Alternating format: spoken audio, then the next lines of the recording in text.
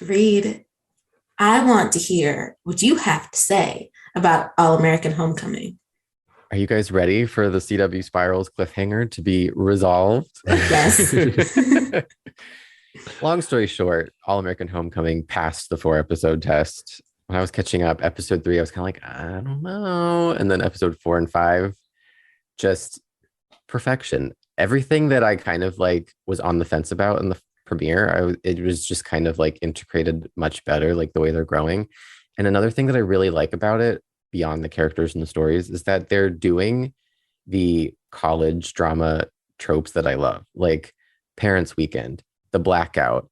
The preview for the next episode is like a documentary. It's like my Felicity dreams are coming true, but in like the reboot kind of way that it should Mhm. happen. Like I prefer these characters to seeing, like another whiny white girl talking to her French tutor via tape recorder. I don't know. I just think it's a really positive step forward for the network to have this kind of show. Like I'm watching it and I'm like, this show is like really important in the stories that it tells and the way they present their characters.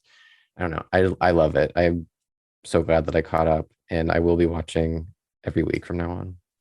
Oh my God, the Shining endorsement. Like, I'm so excited because All American Homecoming is great and more people should be tuning into it.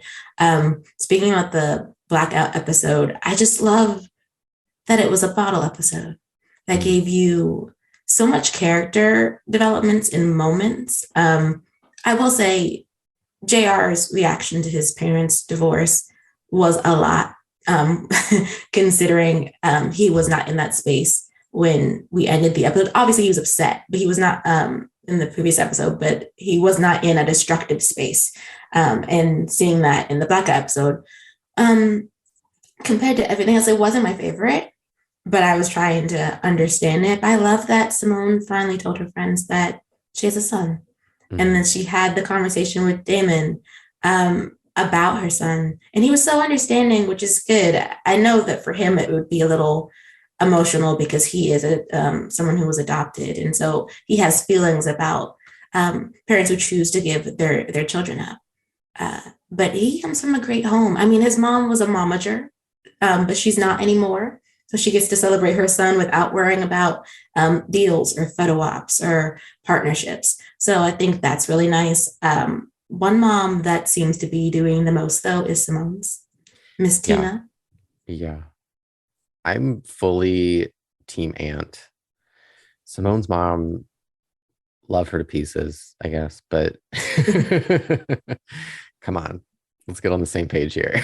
I wish she would, because she, like, that moment where she explained, did you understand why she is the way she is? Because she revealed that she passed on, she left school, I believe, so that her sister could continue through, because when their father died. And I was like, oh, I was like, that's actually rather sad. That doesn't give you the right to do the things that you've done. But I Mhm. do understand your point of view more. But it is one of those things where if you're going to do something for somebody, you have to be okay with doing that thing, especially if it's you step back from the thing that you wanted so that their life could flourish. You can't then resent them, especially if you didn't tell them.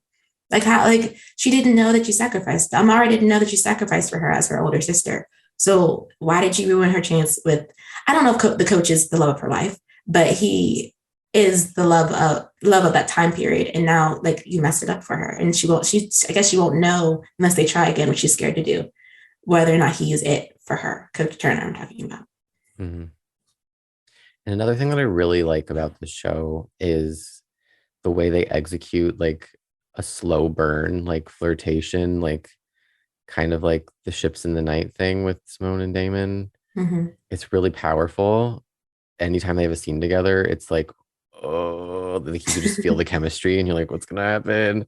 There's just so much that goes unsaid between them, I think. And did I just become a shipper of that ship? Yes. I think I just convinced myself. And you should. It's the looks. It's the looks. It's the communication. It's the way that he grabs her hand when they're talking about something important.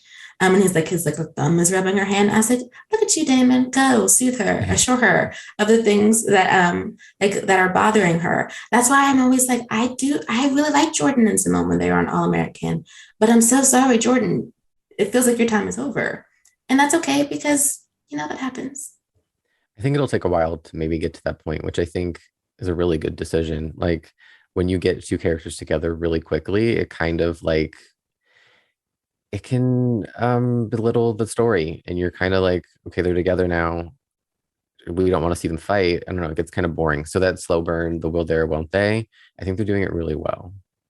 For sure, for sure. And then I like on the other side of that, Cam and Keisha, because they flip the thing. So she's the one who's having a hard time emotionally, even though she's clearly into him, rather than it being Cam. Cam has his whole heart on a platter and just really wants to give it to her. And Keisha's like, I don't want to get hurt. Take that heart. Like, take it back. I don't want it. So I like Yeah, them a lot. I I like like them too. everything. Yeah, it's really good. I think more people should check it out. Even if you don't watch All American, I think you can still hop in.